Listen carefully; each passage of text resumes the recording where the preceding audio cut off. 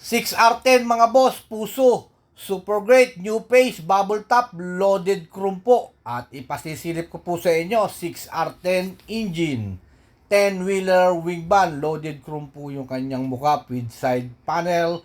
Sa may side door niya, may chrome na rin. And then 10 stud, original 10 stud. And then ito po, iikutan ko po, sobrang sariwa ng mga pangilalim. Secondary chassis niya, nasa 5 po ang size, ang laki. And then as is condition pa po ito ha.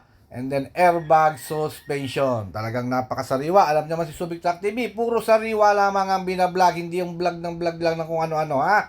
Ito po, with sa likod niya may mga may mga stainless dito. Single lock lang po itong 6R10 po na ito with side grills na rin po yan. Ayan po yung kanyang body. Talaga naman na okay na, alright pa. Sariwang 6R10. Bubble top po. And then airbag suspension. And then sa mga naghahanap po ng mga 6R10, bagong dating pa lang po ito. Mga aluminum po yung mga fuel tank. 2 piraso.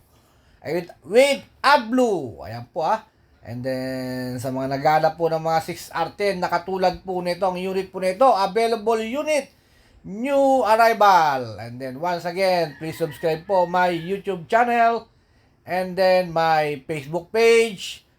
Hanap mo ba'y truck na maganda? Dito sa Subic, marami talaga. Surplus mula Japan, sariwang matibay. Tara na, hanap tayo. Sabay-sabay, ako si Subic Truck TV. Guide nyo sa track, madali lang dali. Sa Luzon, Visayas, Mindanao, Japan, surplus, siguradong panalo. Truck na matibay, truck na sulit. Dito sa Subic, walang pangit. Subic Truck TV, ako ang bahala. Truck na hanap mo, ako ang kasama. Pili ka lang, guide kita. Siguradong sulit, sigurado kang saya.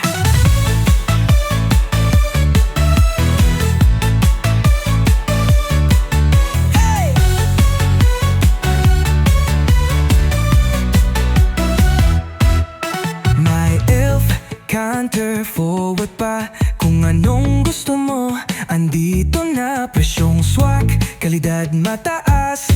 Dito sa Subic, lahat patas.